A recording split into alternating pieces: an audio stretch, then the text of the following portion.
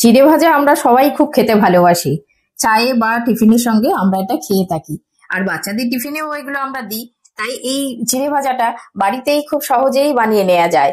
বাজারের মতো খুব টেস্টি এই চিড়ে ভাজাটা আজ আমি বাড়িতেই বানিয়ে দেখাবো। আর এই যে চটপটা একটা স্বাদের যে মশলা ওরা দেয়, আমি সেই মশলাটাও বানিয়ে দেখাবো। তো আপনারা শুরু থেকে শেষ পর্যন্ত দেখতে থাকুন, আশা করছি আপনাদের খুব ভালো লাগবে।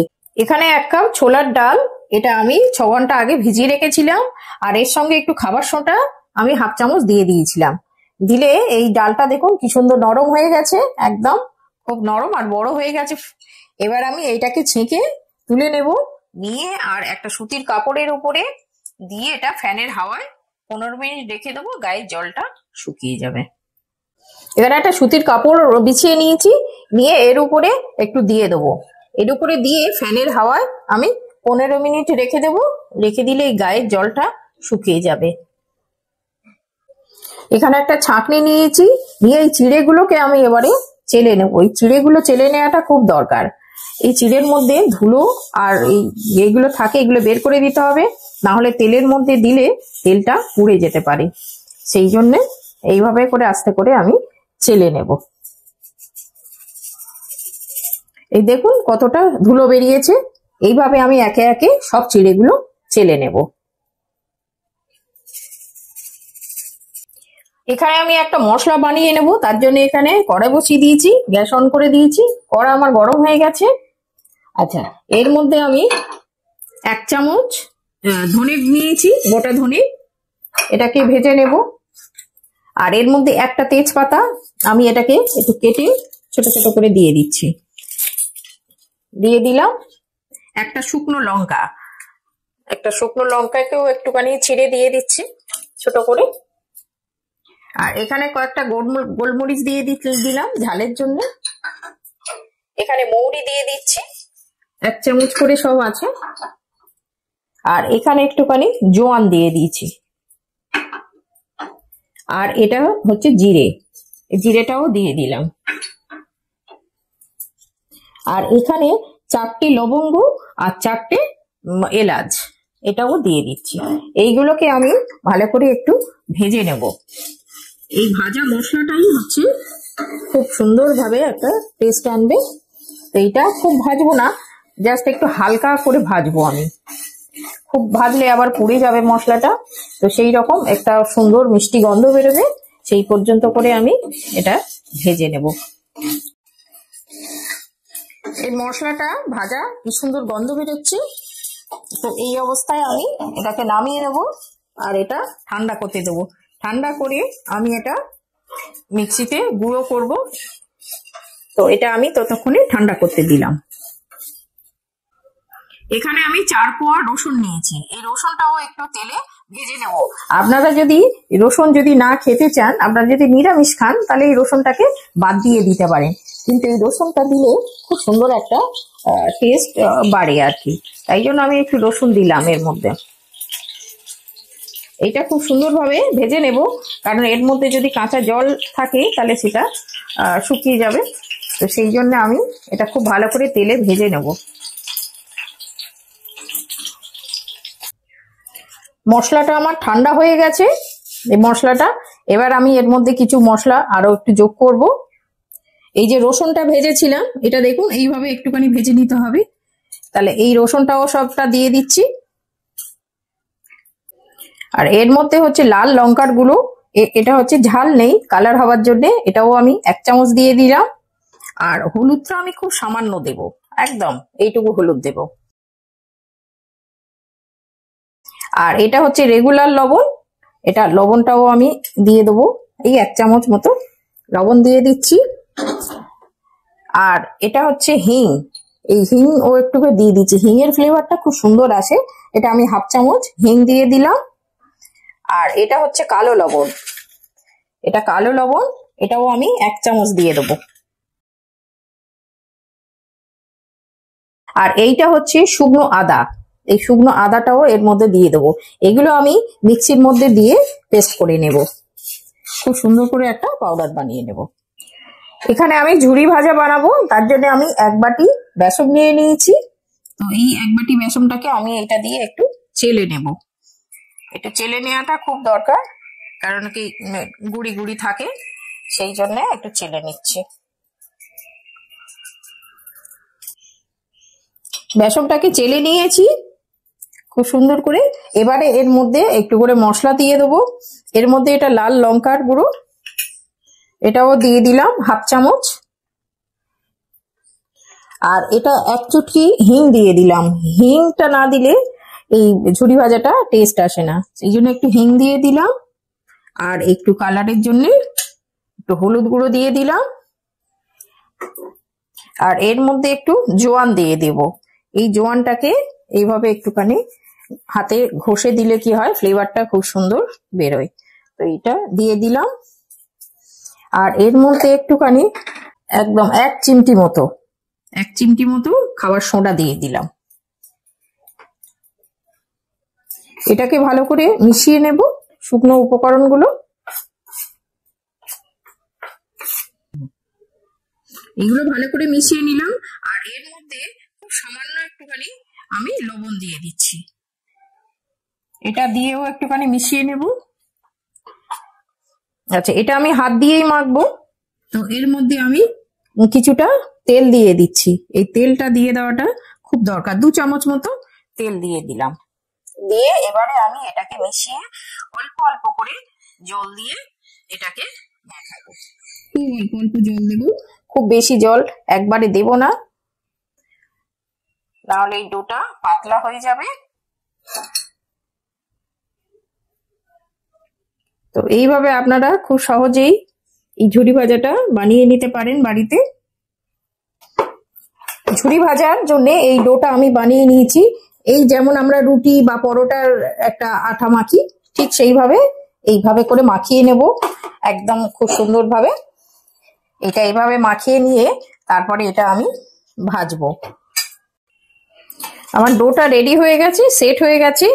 তো এটাকে আমি ছোট ছোট টুকরো করে নিচ্ছি। এইভাবে নিয়ে আমি এইটা দিয়েই করব, ঘরে যা আছে তাই দিয়েই করা যাবে। আবার এটাও ঝুরি ভাজার শেপ আছে, সেটা দিয়েও করে। আজ আমি এটা দিয়েই বানানো শেখাবো। তো আগে আমি তেলটাকে চেক করে নিই একটু ফেলে, তেলটা গরম হয়ে গেছে কি। হ্যাঁ, তেলটা আমার গরম হয়ে গেছে। এবার আমি ছাড়ছি।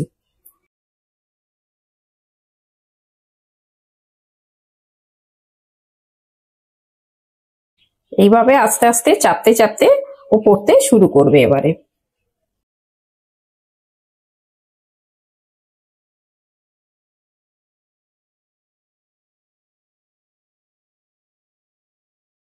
দেখুন কত সুন্দর হয়েছে।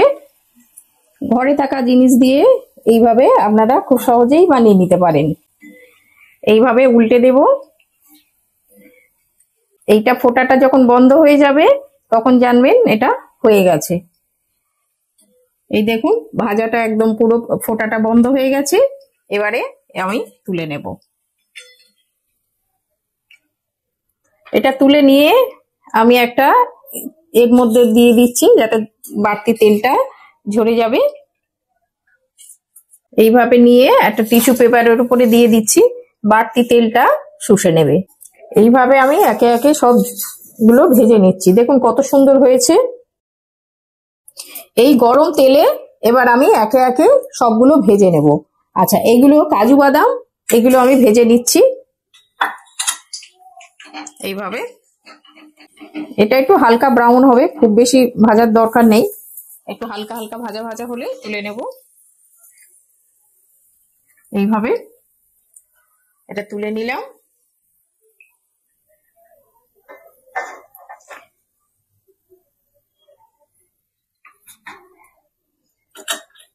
এবারে 1 বাটি বাদাম নিয়েছি, এটাও ভেজে নেব।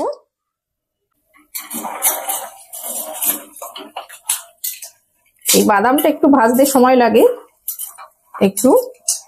এটা একটু হাই হিটে ভাজতে হবে।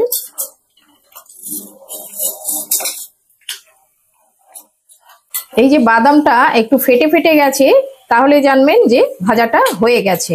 আর এর বেশি ভাজলে বাদামটা তিতো হয়ে যাবে।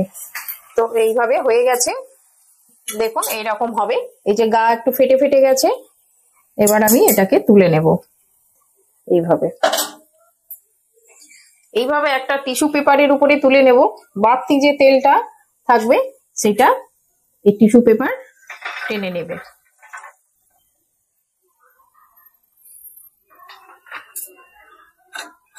এটা ছোলার ডাল যেটা ভিজিয়ে রেখেছিলাম, আর একটুখানি হাওয়ায় দিয়ে আমি এটাকে গায়ের জলটা একটু শুকিয়ে নিয়েছি। এটাও এইভাবে ভেজে নেব।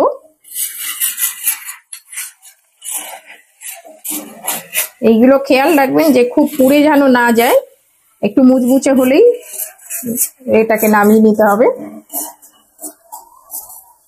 দেখুন ফুলে কত বড় হয়েছে, কি সুন্দর হয়ে গেছে। এটা এইভাবে তুলে নেব। এইভাবে একটু চেষ্টা করবেন যতটা পারা যায় তেলটাকে একটু ঝরিয়ে নেয়া।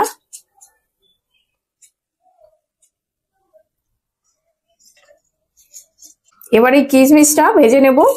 কিছুটা কিশমিশ নিয়েছি।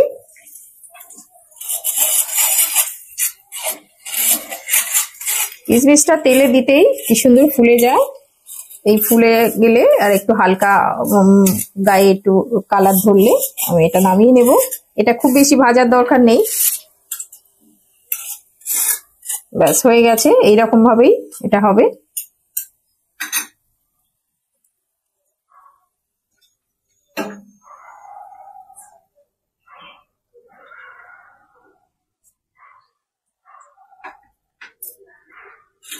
এবার এই নারকোল নিয়েছি, এটা শুকনো নারকোল। তো এই নারকোলটা নিয়েছি, এটাও একটু ভেজে নেব।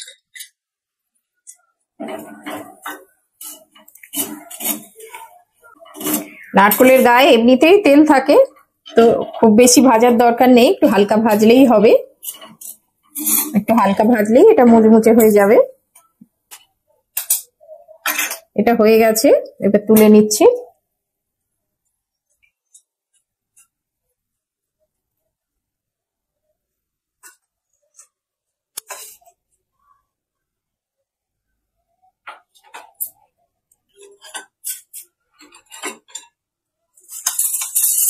এটাও একটু ভেজে নিচ্ছি। এটা কর্নফ্লেক্স, এটাও খুব সুন্দর যায় চিড়ে ভাজার সঙ্গে। এটা তো এমনিতেই মুচমুচে, তো এটা হালকা করে একটু ভেজে নিলেই হবে।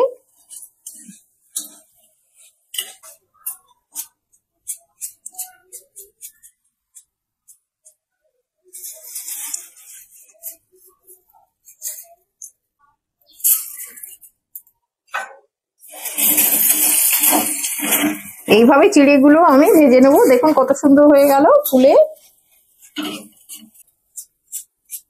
এইভাবে একটু যতটা পারা যায় তেলটা ঝরিয়ে নেবেন। চিড়ে ভাজাটা যত শুকনো হবে তত হচ্ছে বেশি দিন স্টোর করে রাখা যায়।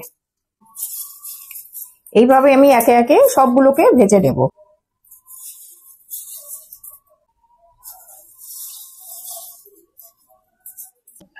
এবার আমি এই কারি পাতাটা ভেজে নেব।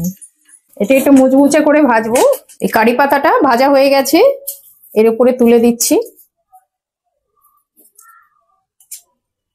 এই কাঁচা লঙ্কাটা খুব সুন্দর, ভালো লাগে, খুব ঝাল ঝাল হয় আর খুব ভালো খেতেও লাগে। এটা ভাজা হয়ে গেছে, এটাও তুলে নিচ্ছি এখানে। এই যেটা মিক্সিতে গুঁড়ো করেছিলাম, এটা মিক্সি থেকে ঢেলে আমি বাটিতে নিয়ে নিয়েছি। এতে আর কিছু মশলা অ্যাড করার আছে, যোগ করব। এটা হচ্ছে চাট মশলা। হ্যাঁ, এই চাট মশলাটা এটা দিয়ে দেবো। এটা হচ্ছে এই 1.5 চামচ মতো আছে, এটা সবটা দিয়ে দিচ্ছি। এইটা দিলে একটা চটপটা স্বাদ, মানে স্বাদ হবে। আর এটা হচ্ছে আমচুর পাউডার, এটাও দিয়ে দিলাম 1 চামচ মতো। এই আমচুর পাউডার আর এই চাট মশলা, এইটাই একটা টক ঝাল মিষ্টি একটা ফ্লেভার আনবে। আর এটা হচ্ছে চিনি গুঁড়ো, চিনি গুঁড়োটা দিয়ে দিলাম, একটু মিষ্টি স্বাদ আনবে, তাই এখানে চিনি গুঁড়ো 1 চামচ দিয়ে দিলাম। তাহলে টক ঝাল আর মিষ্টি এই সব কিছু মিলিয়ে এই মশলাটা খুব সুন্দর হয়। এইটাই হচ্ছে মানে মার্কেটে যে চিড়ে ভাজাটা পাওয়া যায়, সেই চিড়ে ভাজার এই সিক্রেট মশলা।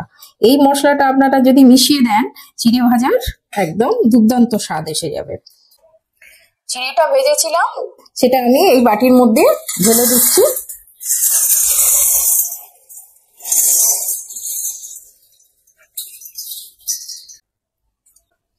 আর এই চিড়েটা দেখুন কত সুন্দর, একদম শুকনো ঝরঝরে। আর দেখুন আওয়াজটা দেখলেন, কত সুন্দর মুচমুচে হয়ে গেছে। এবার আমি এর মধ্যে একে একে সবগুলো ঢেলে দেব।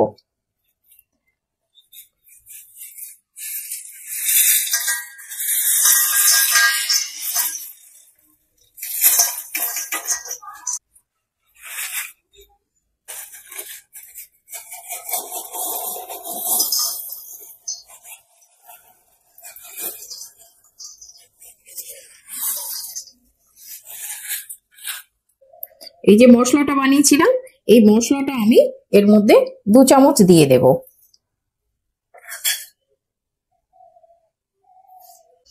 এবার আমি এইগুলোকে ভালো করে মাখিয়ে নেবো এইভাবে চামচ দিয়ে দিয়ে।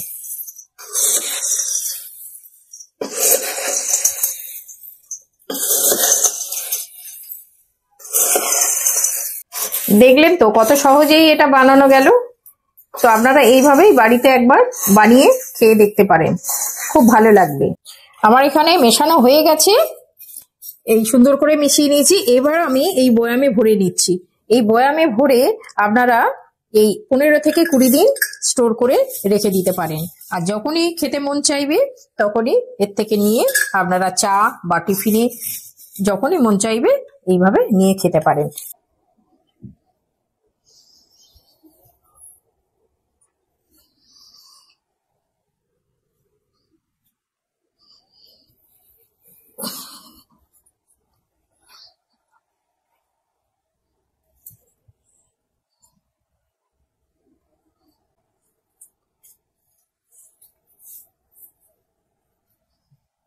খাও।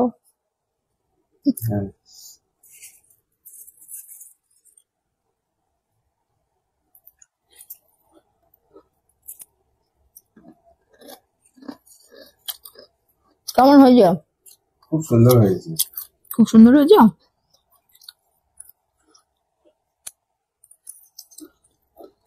চায়ের সঙ্গে দারুণ লাগে এগুলো খেতে। দারুণ হয়েছে, দেখেছো? টক ঝাল খুব সুন্দর হয়েছে।